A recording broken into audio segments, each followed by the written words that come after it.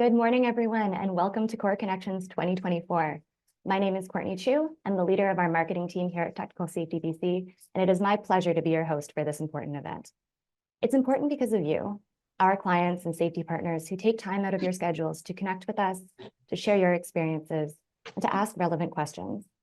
Thank you for your dedication to creating the safest BC possible. Today, I am so grateful to be joining you from the traditional, ancestral, and unceded territory of the Musqueam, Squamish, and Tsleil-Waututh nations. I recognize and respect them as nations in this territory, as well as their historic connection to the lands and waters around us since time immemorial. As an organization, we are committed to improving relationships and our own understanding of the experiences of Indigenous people and their communities. Today, we're going to be sharing an update of our activities and priorities over the past year, including a review of our financial results. We welcome any questions to our board chair and executive team during the Q&A session. We'll also take a dive into the incident case study and explore the critical role human behavior plays in the safety system. Before we start, please note that closed captioning is available by clicking the captions button at the bottom of your screen. As a reminder, this session is also being recorded. For those wishing to submit questions, please use the Q&A function also available at the bottom of your screen. We have a very busy agenda this morning, so let's begin. First, it's my pleasure to introduce our first speaker, Doug Harris, from the Stz'uu'mis Nation. Doug is the Housing Service Delivery Coordinator of the First Nations Housing and Infrastructure Council of BC, serving the South Island area and the Lower Mainland. Welcome, Doug. Hi, Native Siem Nasiyatya. Noelam. Hi, Tsepka. Atanakoya. Aintha, Doug Harris. Holmochsne. Talhuilam. Tanits and Altis Tumenis. Eat the Thukmin. Good morning, respected friends and relatives. Welcome. Thank you all for being here today. My name is Doug Harris. My traditional name I carry is Talhuilam. I'm from Stz'uu'mis, mid-Vancouver Island, just adjacent in between Cowichan and Nanaimo. It's my honor to provide an opening prayer before we start today's work. Truly an honor, and I raise my hands to Technical Safety BC for following protocol today. Before I start, I would like to translate the greetings and the prayer song and a few words to the Creator. It is our traditional teachings to acknowledge our elders, our friends, and our relatives for being here today, as we treat each other well as we work together. And a prayer song to the Creator is just, I will pray, it is the way I will be.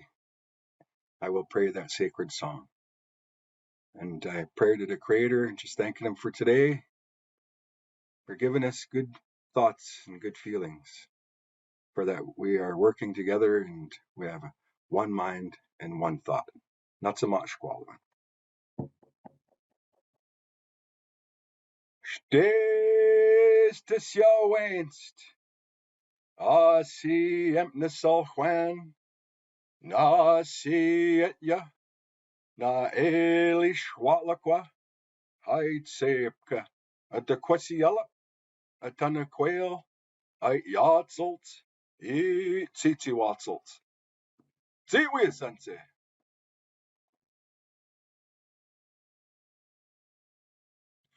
Oh, oh, oh,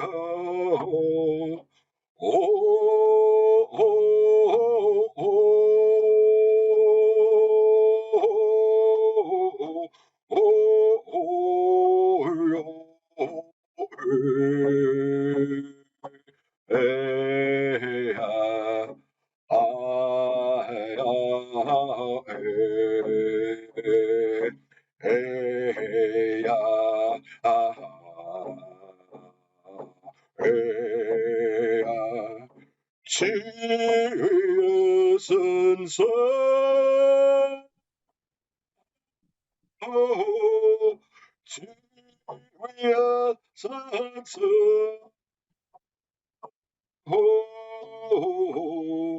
nicht nashta hotu sons ho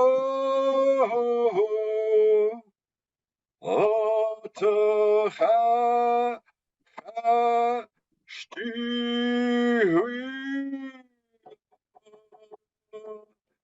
Atzitsasiem, Aichka Tsitsasiem Atanaquea, Atzitsasiem Tehumni, Amster de Aich Qualo and Atanaquea, Atzitsasiem ni Haquishis at a Natsamat Squalo and Atanaquea, Itamuxquea.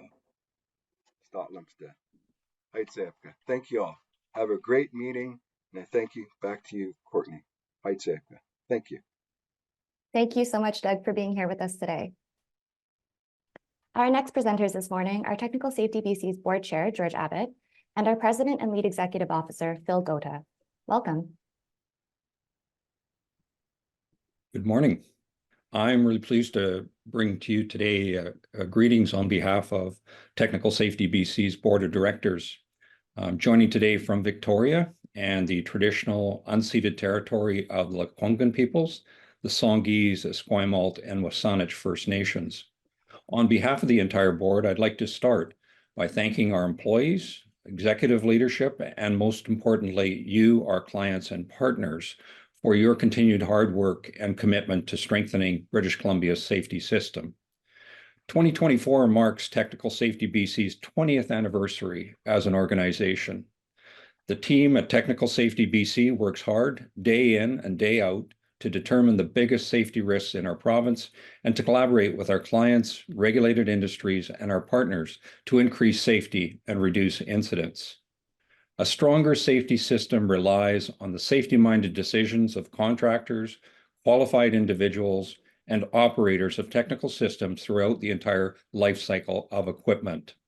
Last year, close to 400 incidents were reported to Technical Safety BC, several of which caused significant property damage and harm to people. These incidents, often preventable and the result of unsafe decisions or situations, shed light on such things as aging equipment, extreme weather impacts, and gaps in safety management.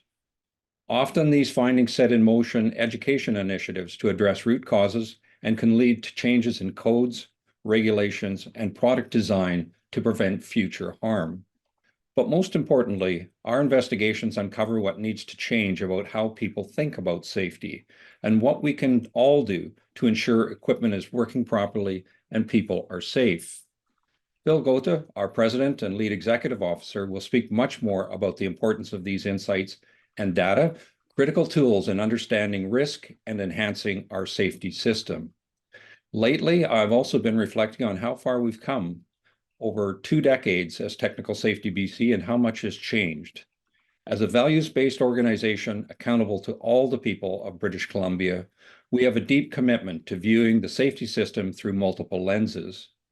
Climate change remains a rapidly evolving issue that we're reacting to in real time. It's become evident in the past several years that exposure to risk, especially climate risk, is not evenly distributed across British Columbia, particularly in rural, remote, and Indigenous communities. We need to continue our working with Indigenous partners to build a clearer path for our role in reconciliation as a provincial safety regulator and gain a better understanding of the safety system from the perspective of Indigenous communities. That's why I'm inspired by our collaboration with the Pacific Institute for Climate Solutions, especially how it uses Indigenous knowledge as a part of its research. Yet, while we've made significant strides, our safety equity work remains an ongoing journey. Our board recognizes the need to address disparities and works toward equitable safety outcomes for all. Finally, I want to acknowledge that 2023 was not an easy year for many of your businesses or organizations, and we certainly worked through our own challenges at Technical Safety BC.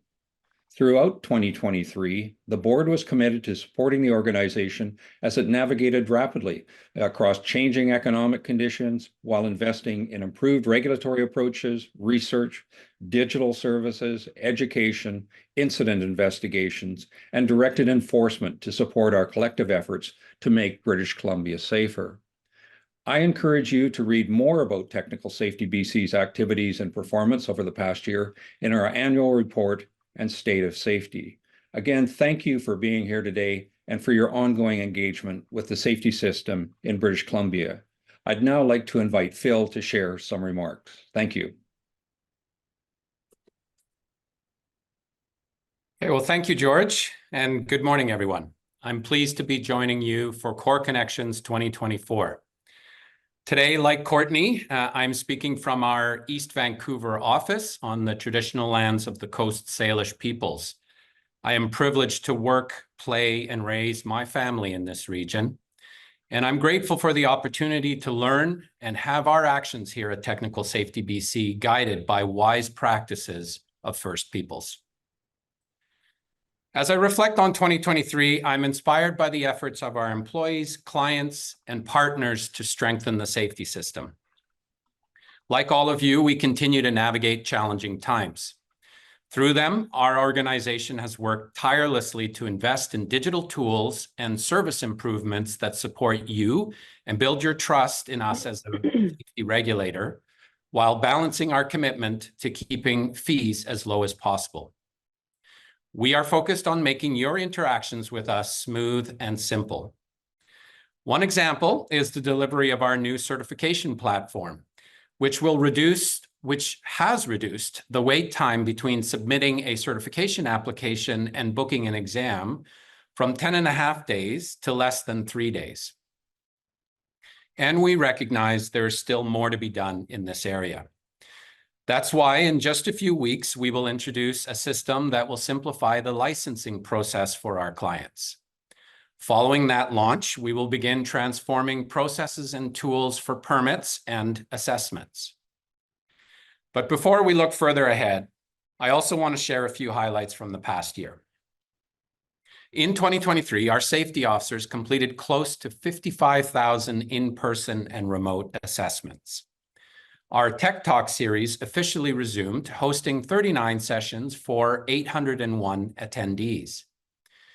Using incident data and risk insights, we developed multiple public safety campaigns on topics that included the dangers of carbon monoxide exposure and the importance of hiring a licensed contractor.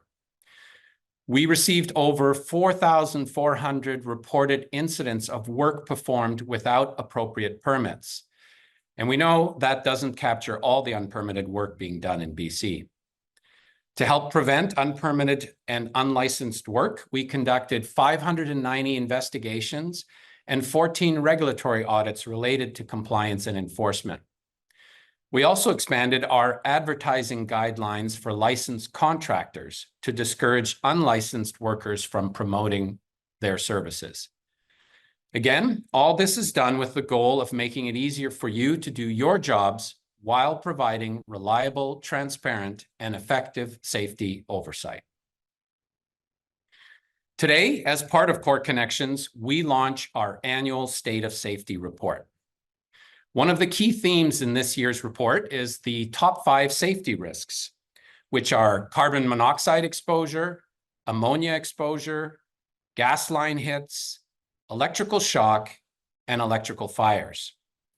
These risks underscore our collective responsibility for safety, regardless of industry. When children skate on ice or workers clock in at a cold processing plant, they shouldn't fear ammonia exposure. When a family turns on their furnace, they should feel warm and safe.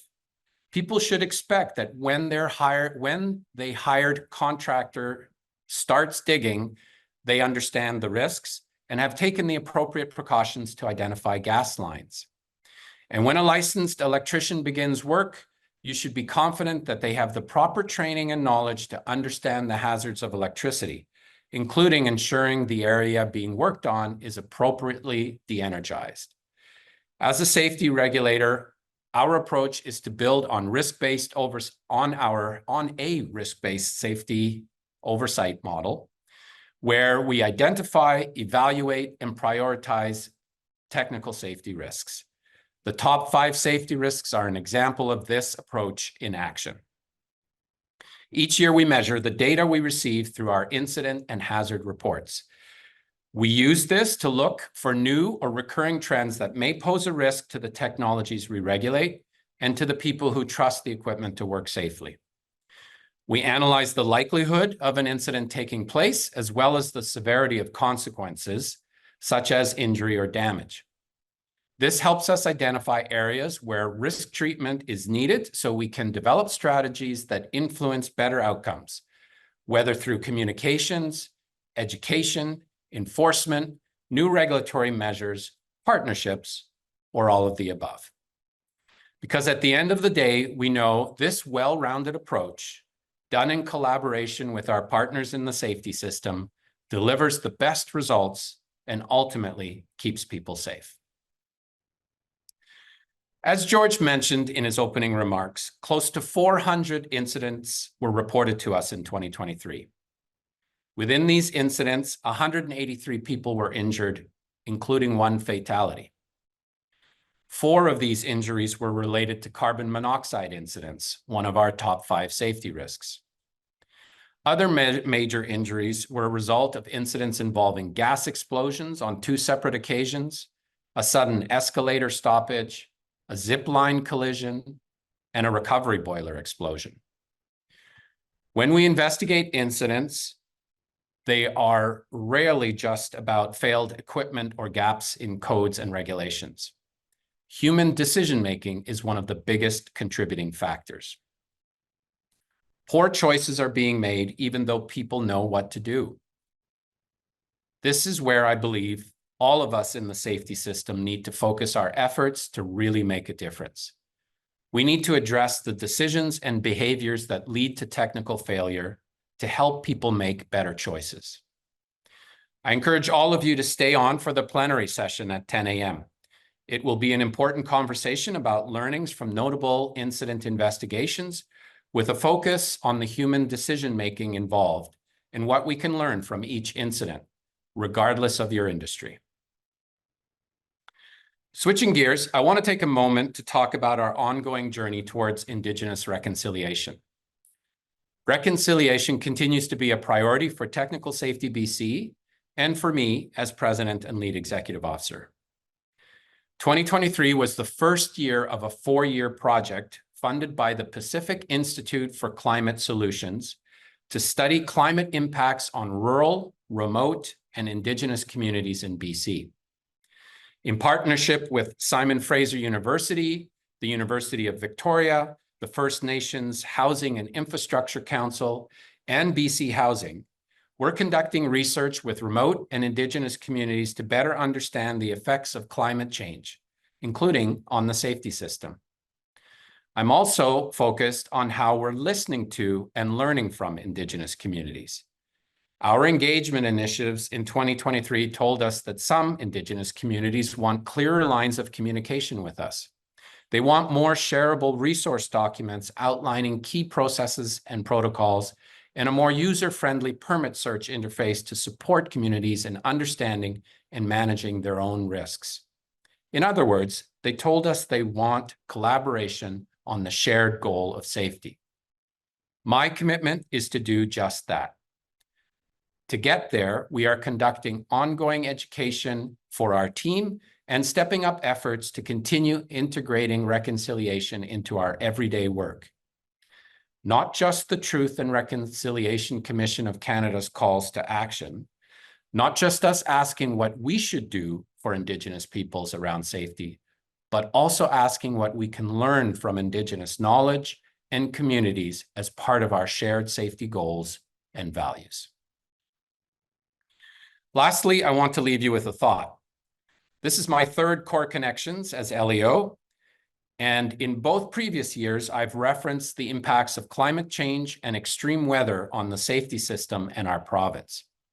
In 2023, we published 59 incident investigation reports, of which 9 had extreme weather or emerging green technologies as a contributing factor. That's about 1 in 6.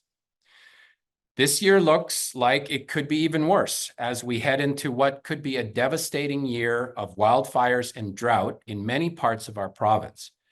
We have all been watching the events unfolding in the Peace region, in particular around Fort Nelson and Fort St. John. The impacts of extreme weather events will continue to be a critical safety issue as we head into this summer and fall. This is one of the reasons we have introduced our climate risk register to better track this emerging threat and how it impacts various aspects of the safety system. This inventory helps us identify technical vulnerabilities and safety hazards that may result when there is a wildfire, heat wave, or other extreme weather event. In addition, electrification in response to climate change, including cooling loads and green technologies, increases load on our electrical systems if not managed effectively. So we are providing training for our safety officers, technical system owners and operators, and the public in areas such as electrical vehicle energy management systems, load management, and heat pumps. We are committed to helping everyone in the safety system adapt as climate-related issues and new technologies evolve. But that's what we're doing as the regulator. It's equally important to ask whether the system as a whole is prepared. If you are a safety system equipment operator or a contractor, or are you ready for a potential surge in calls leading into the summer? Do you have a plan for addressing the impacts of extreme weather events on your operations? As participants in the safety system, we need to be collectively prepared, and our system and safety in BC will be stronger because of it. In closing, thank you for taking part in Core Connections today. We know challenges lie ahead. Some will be predictable and others unexpected. That said, I continue to be inspired by the hard work, ingenuity, and resilience shown over this past year by our employees, partners, and clients. Your collective commitment to the safety system demonstrates what we can achieve when we prioritize safety as a shared responsibility. Thanks again, and I'll hand it back to Courtney now. Thank you so much, George and Phil. Now please join me in welcoming Wesley Ma, our Vice President of Finance, to provide our 2023 financial update, as well as how we're tracking so far in 2024. Good morning, everyone. Thank you all for joining us today. My name is Wesley Ma, Vice President of Finance with Technical Safety BC. I'm very pleased to provide you with a summary of our 2023 financial performance and talk about the forecast for 2024. First, I'd like to acknowledge that I'm speaking to you today from Burnaby on the traditional unceded territory of Musqueam, Squamish, and Tsleil-Waututh nations. As Phil and George mentioned, last year was challenging for us as a self-funded, not-for-profit organization that does not receive government funding. Like many businesses, 2023 tested our financial resilience and organizational agility.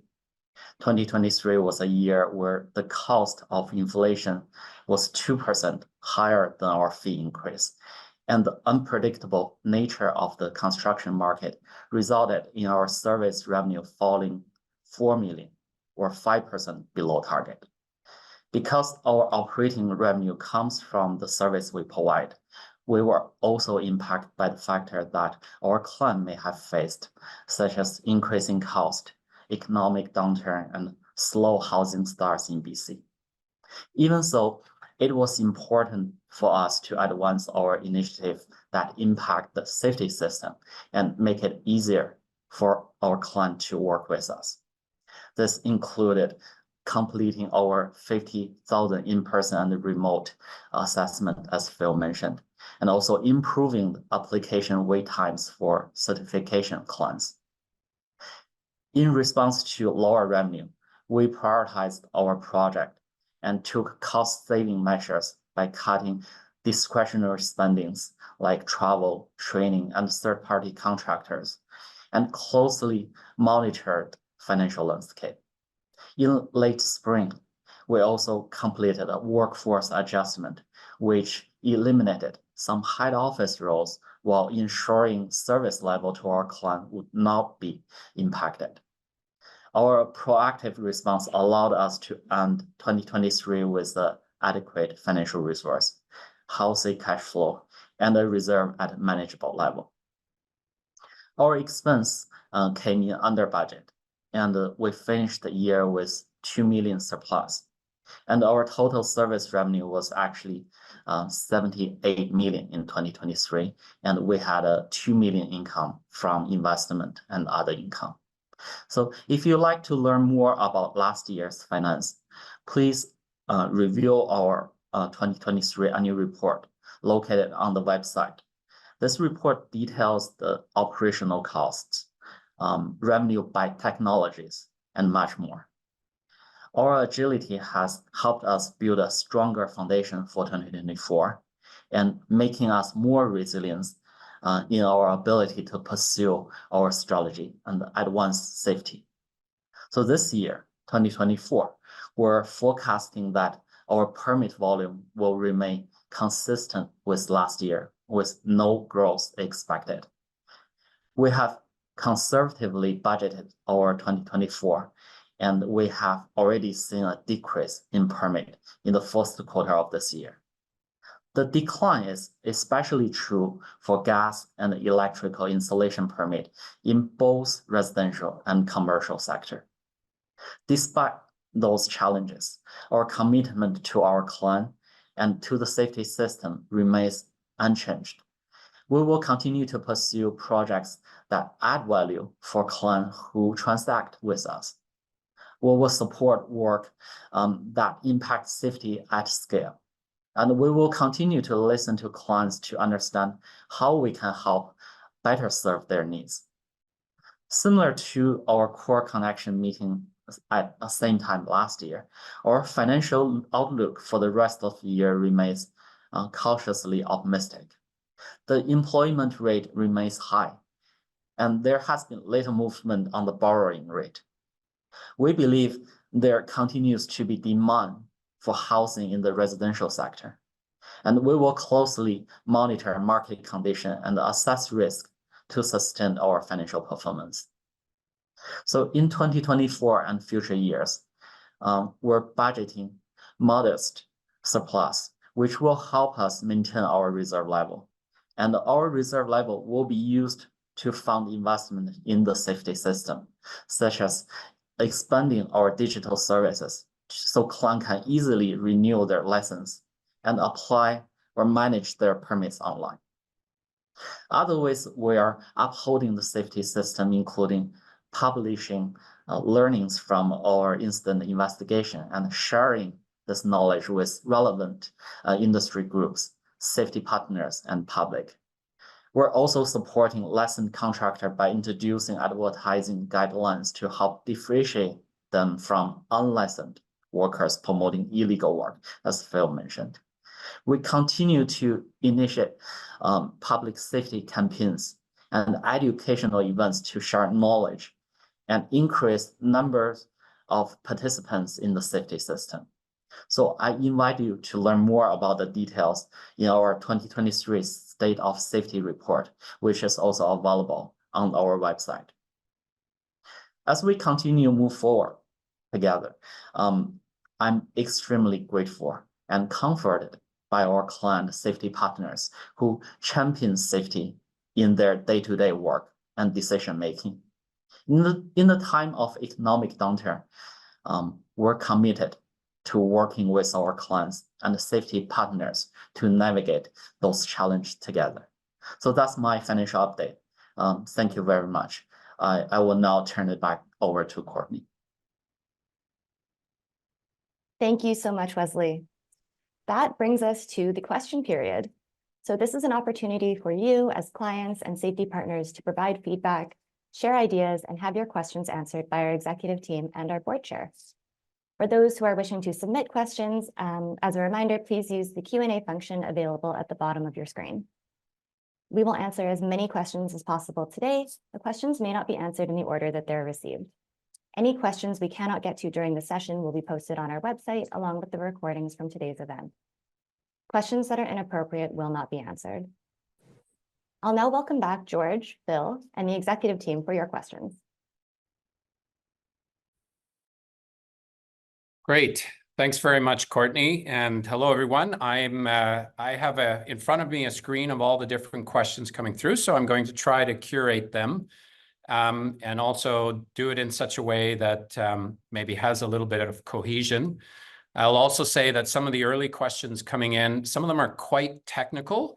So what I'll endeavor to do is maybe I'll read them, I'll send them off to the exec who's maybe the best placed, and just also say that if we don't have the very specific code answer or some sort of a very specific technical answer, we will, as Courtney said, answer all of these on the website more specifically when we're able to find that information.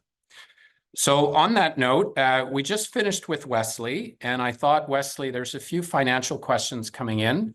I wonder if I can send this first one to you, and it says, why is Technical Safety BC increasing fees when there is $2 million surplus that we had last year in 2023? Yeah, thank you, Phil. That's a really good question. So as I mentioned, the revenue is actually 4 million or 5% below budget. So in order to achieve that 2 million surplus, we actually reduced our expense by 6 million.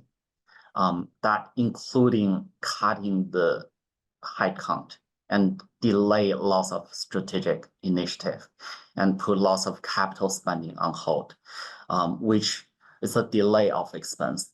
And that's why in order to advance our strategic initiative in the future, we do need to get the fee increase to support the cost structure. And also another very specific reason for us to get the 2 million surplus is last year, the investment market performed really well in Q4, which is beyond what we forecasted in the middle of the year. And that's really due to the market fluctuation, and it's related to our unrealized investment gain, which we cannot really cash out and then spend. So that's kind of the cost structure we're dealing with. So in order to build a sustainable financial model for the business to advance strategy, we do need a fee increase to support our cost increase as well. Yeah, thanks, Wesley. I might just add a perspective for the question. That bottom line surplus represents a 2.5% surplus on the top line, approximately. We do need to create small surpluses in order to keep reinvesting into the safety system. And we were not expecting that. As Wesley said, it was partially due to investments that had a big change, reserve investments. And then also in our forecasting, our employees were very frugal in the last quarter, and we didn't expect to see some of that coming through. So that's the answer to that question.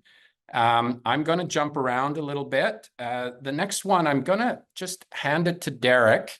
But Derek, you may not be able to answer, but then if you can't, then at least we're transparent on this, and we'll make sure to answer it afterwards. So it's quite long, but Derek is, this individual does regulatory training in the railway engineering sector, and says that Technical Safety BC has done rail safety oversight for provincial railways based on Transport Canada rules respecting track safety.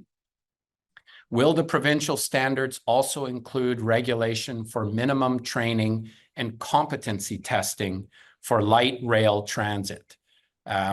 So he notes that, or she notes that their standards for geometry in curves differ from standard railways. So LRT construction standards also differ from standard railways. So I think the question is, TSBC has done, will the provincial standards also include regulation for minimum training and competency testing for light rail transit? So I don't know, Derek, do you have the answer to that? Yeah, I do. Thanks very much, Phil, and good morning. So yes, obviously the person who put the question out there is working in the industry. So you are correct. Track safety rules, they apply to provincial rail operators. That includes commuter rail. And with regard to with all rail operators who are subject to our oversight, they have to have safety management systems in place. And that will also speak to matters such as training and competency requirements. And the transit lines will build in, when you talk about different operational aspects, they will build in the unique operational aspects relating to their operations. And so our team, our rail safety officers, will go in and they will audit their SMS and their training regime from the ground up. So they will look at the course material, the syllabus, the instructors, course hours, and more. So yes, we will be taking a look at any new requirements in relation to the transit lines as well. So back to you, Phil. Great. And why don't you hang out for a second, Derek? There's a couple of quick ones here. I think a few rapid fire. The first one is, what is the progress on the review of the adoption of CSA B52 2023? Is it anticipated to be adopted? And then also, will BC adopt CSA B51? So I think these are the boiler codes. And will they adopt B51 2024 in its entirety? I wonder if you can just make a comment on the code adoption at this time. Okay, so with the most recent versions of the electrical code and the boiler and pressure vessel codes, we did review those and submit those to the government. They are working on them.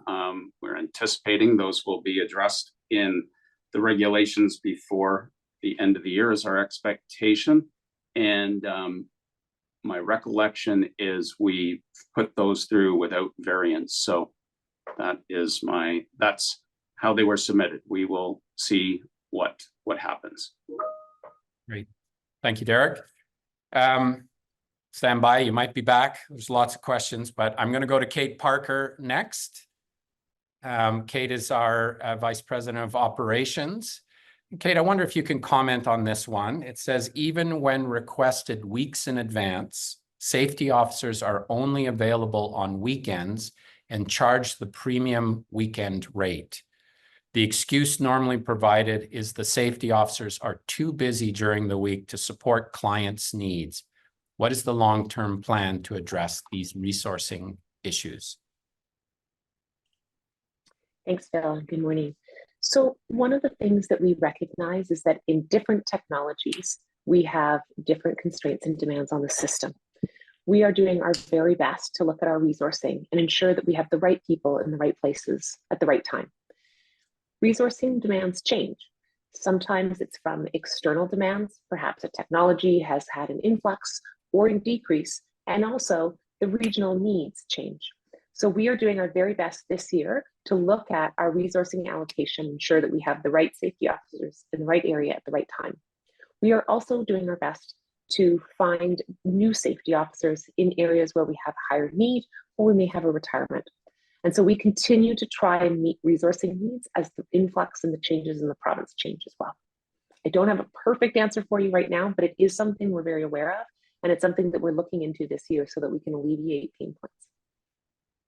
Great. Thank you, Kate. And certainly not a policy for us to try to do things on the weekend. I'm confident that if that is happening, it's coming out of a desire to serve as quickly as possible. And yeah, it's a great question for us to take away. So thank you for that one.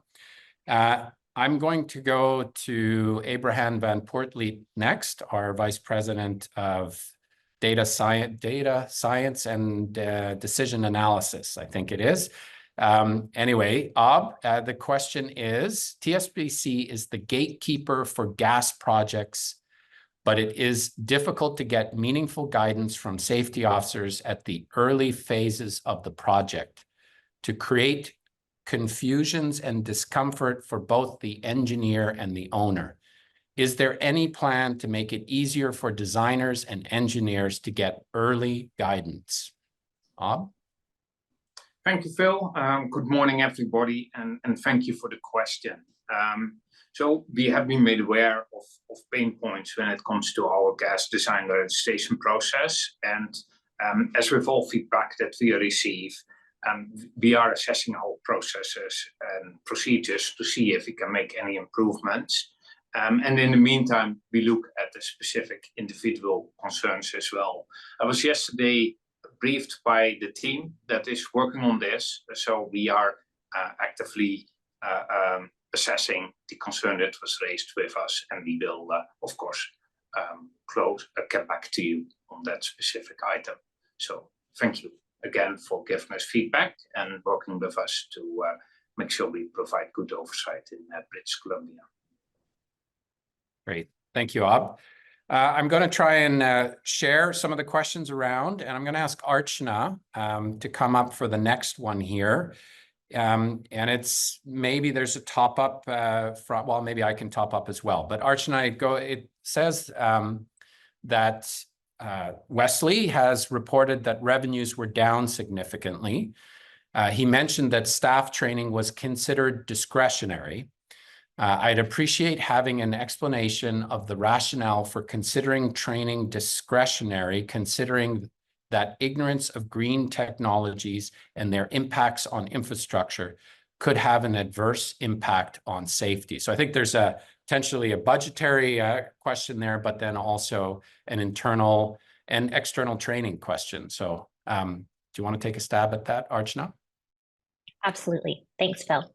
Regarding internal training, we do have an internal training team, and training continues across the organization. They work with different teams to find out needs and prioritize the training that is offered across the organization.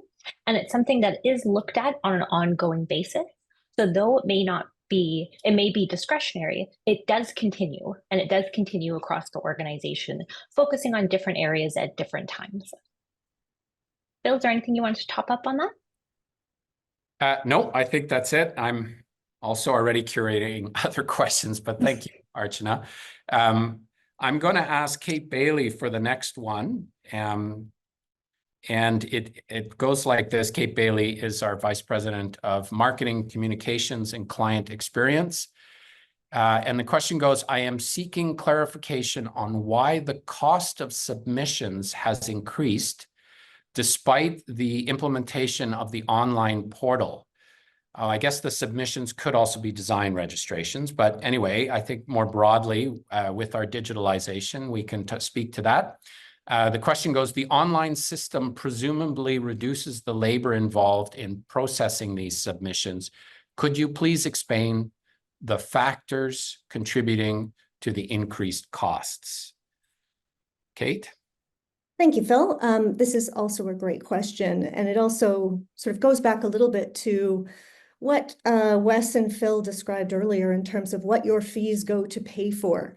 So yes, of course, we have a cost recovery model. So what your fees include the cost to actually administer the service.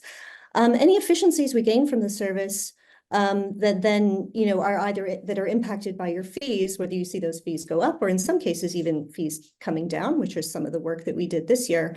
All of that efficiency is actually really driven back into the safety system.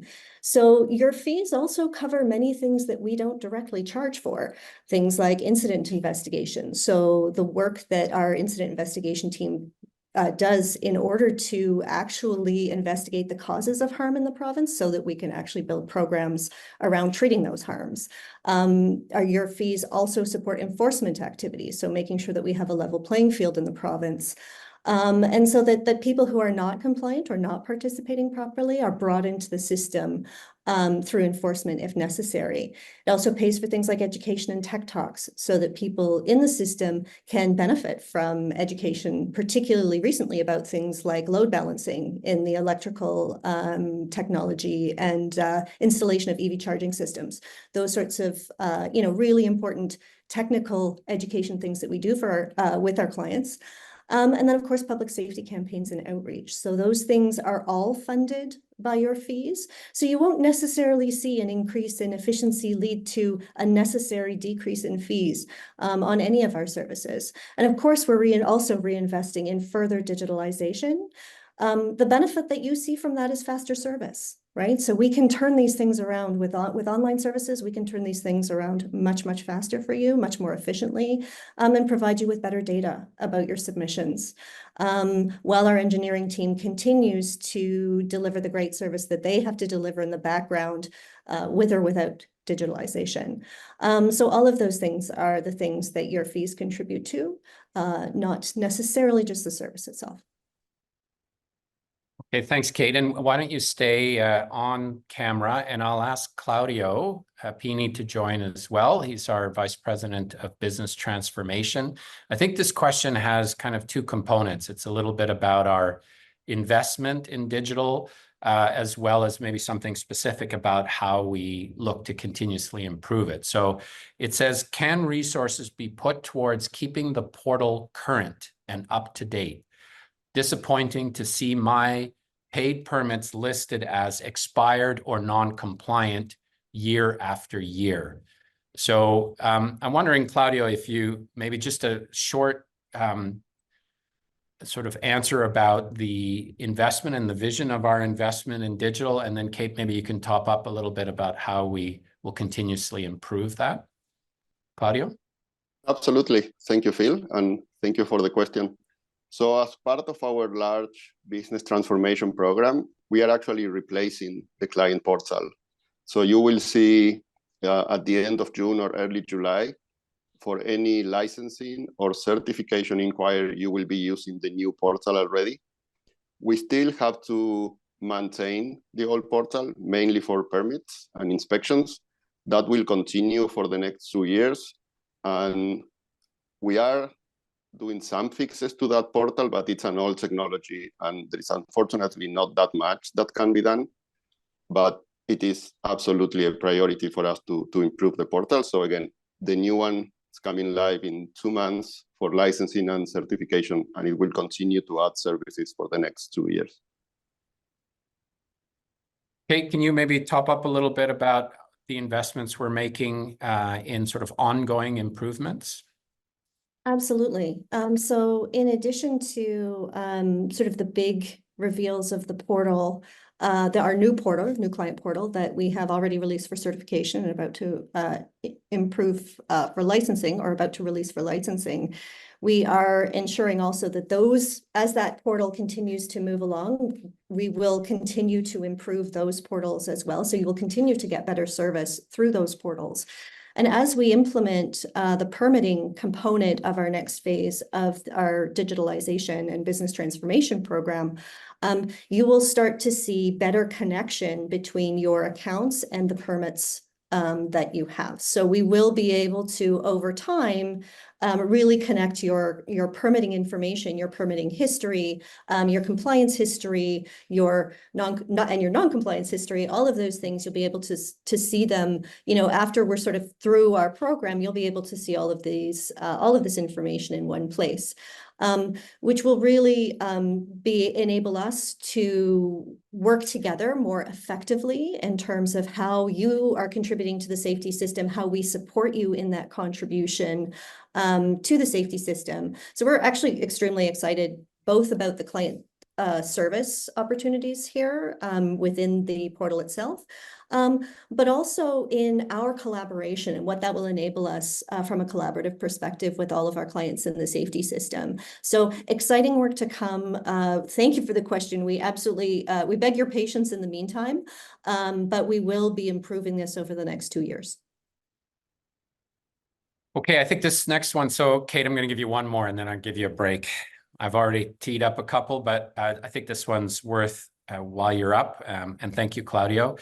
The question is, why is TC, transport? Oh, I'm not sure what TC, whether they're referring to technical training or technical or Transport Canada, but I think the offering code refresher courses. So let me read it as it says. Why is TC no longer offering code refresher courses even at a cost to clients. So I think they may mean Technical Safety BC. Why are we no longer offering code refresher courses? So that's also a great question. One of the things that we learned as we launched our FSR recertification activity is that there's actually a very rich market for training providers to provide that training. And our job as the regulators to make sure that that training is available and accessible to people, but not necessarily to provide it ourselves when there is sort of a rich market of training providers to do that. Of course, the fact that it is accessible is very important to us. So we continue to monitor the availability and accessibility of training for code, as time goes by, to make sure that people are able to get the training that they require in order to renew their certifications. But we don't feel the need actually at this time to provide that level of training. Should you as a client feel differently, we really want to hear from you about that. This is obviously an important thing for us to keep our eyes on. And we really do want to hear when people feel like they don't have proper access to training in the market. Great, thank you. I'm getting the signal that we're getting close to time, so I'm going to do 2 more questions. So the next one I'm going to throw to Derek. Derek, if you could come up again. And it says, we should be able to attract the best talent from all over Canada and the world. The difficulty is the transfer of qualifications. Many are put off by this. What is being done to address this? Derek, I'm wondering if you can take a stab at that. Yeah, so there's variations by technology, and I think we try to ensure that we have a streamlined process where we don't put unnecessary requirements in place. And there have been provincial trade committees that have looked at interprovincial barriers to trade, and also beyond interprovincial, also for international applicants.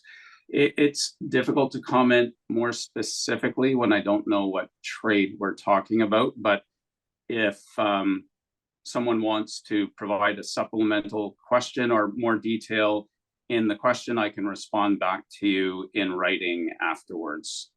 So that's how I propose to deal with that. Great. Yeah, I think that's an area that is definitely a focus, and we're also constantly looking at ways to do that better, more efficiently, and also obviously in line with the requirements of regulations.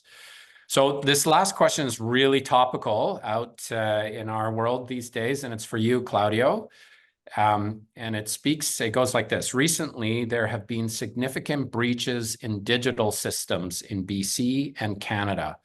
Often security risk is significant from social engineering hacks targeting employees.